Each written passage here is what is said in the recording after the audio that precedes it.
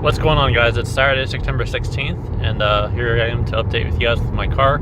Currently got about a little over 1,400 miles on a new clutch, and I do have a few problems that did come up, so let me just set up the camera very briefly and then I'll talk.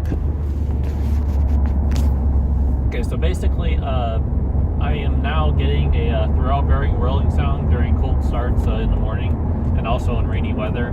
So I did schedule an appointment with Gerald Subaru for this Monday, and they're going to come take a look at it, as well as my last video I showed you the engine cover, which they torqued the bolts too tight and it ended up breaking the brackets that keep the engine cover tightened on the lower part of the engine, and so they're going to hopefully replace that too. Okay, so I got throttle bearing whirl. That was one thing, and the other thing was basically during when I'm in gear and I'm going over bumps, I'm hearing like a squeaky sound.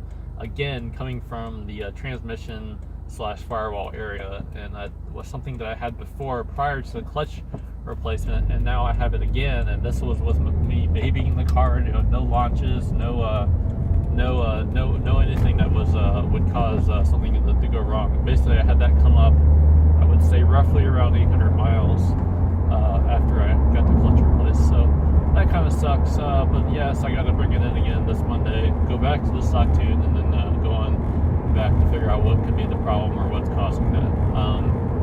So that's one thing. And then I also got a rattle in my passenger door area, right around where the cup holder is. And I get that all the time in the summertime, and basically it's doing it now. And basically, if I just tap it, it goes away. But that's kind of one of the little annoying things. So I'll do a little pull here. Second gear, MAP perform stage 1. So yeah, just that. I know you guys can't hear it because it's kind of hard to hear, but there's like a squeaky sound that comes from this area when I let off the gas, or even just mild throttle. Like, it's a really annoying sound. It just sounds like something's loose or something, but it's basically like a squeaky sound that comes from the transmission area and like the firewall area. And I get it both when I'm in gear, when I'm in neutral, going over bumps.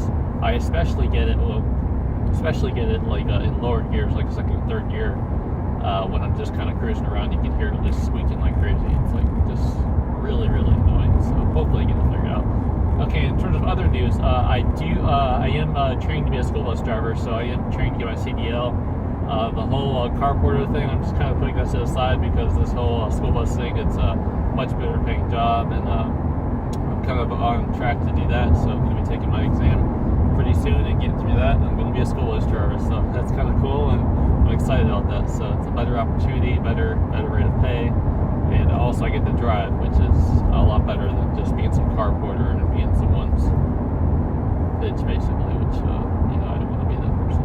So I deserve better, 33 years old, and deserve to have at least a decent job. So I think a school bus driver would be a better opportunity.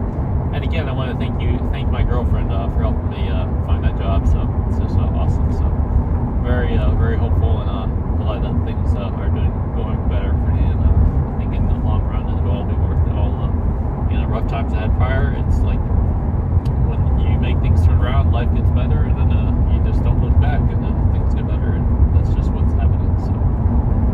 So besides those minor issues, the car, it's doing okay. I'm still doing little mild pulls here and there, nothing too drastic, because I don't want to make anything worse than it is already.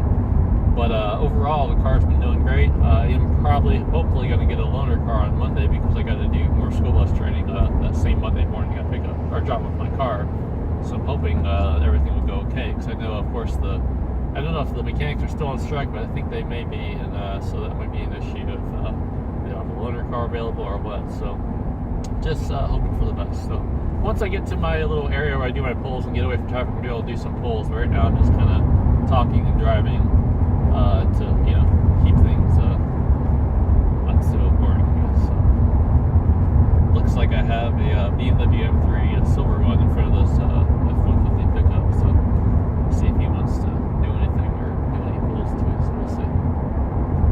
I just fell up with gas, so I am loaded with weight. I got a bunch of my stuff in my car too, a bunch of heavy things. So I know I'm not going to be like, in terms of being light, I'm not going to be just like all kinds of stuff in my car. So,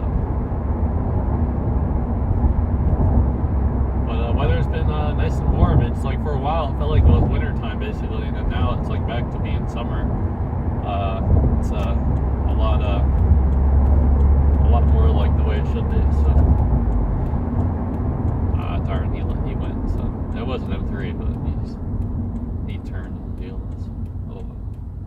least I get to start off in my first gear. Hopefully, if I can do it safely. So yeah, there was one guy who commented on my videos, and I've probably made over 130 videos of me driving. And every single time I make my driving videos, I always have my traction ESP off. And there's one guy who was saying, you shouldn't be driving like that on the roads. And it's like, dude, if it's like dry outside, there's no reason to worry about having the ESP on. I mean, I have it on track mode, which basically has torque vectoring and all the other stuff, but it's really not that big of a deal. If you're losing traction in the dry weather, then you shouldn't be driving this car or something, because this car is pretty easy to manage.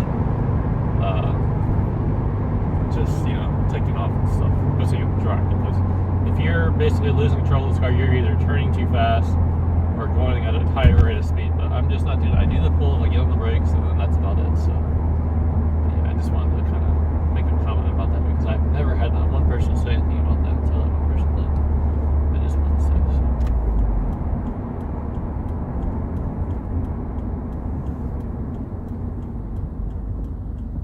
Start off first. Yeah, this car just grips, man. Yeah, it just grips the road, and it does make. I feel that one other person commented, who always comments on the videos. He was saying how the car just feels better when it's basically the traction's off, and it does. It just feels like it's not limiting power, and it just feels right. And then like when I do have it on, I always have it on in the rain. I'm carrying a lot of passengers, like my mom, of course. I'm not gonna have all that stuff off. I just keep everything on.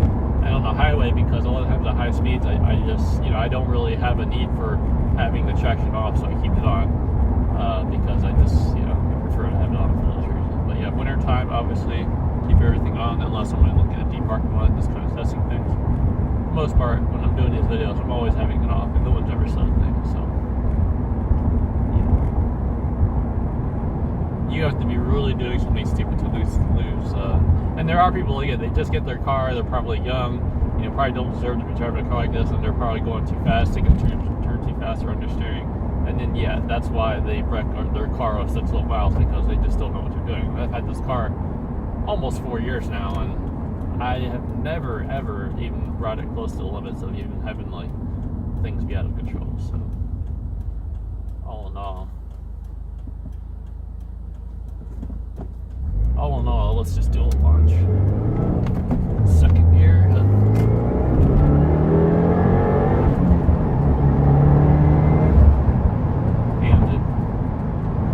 And yeah, I hear the squeaking noise coming from the transmission.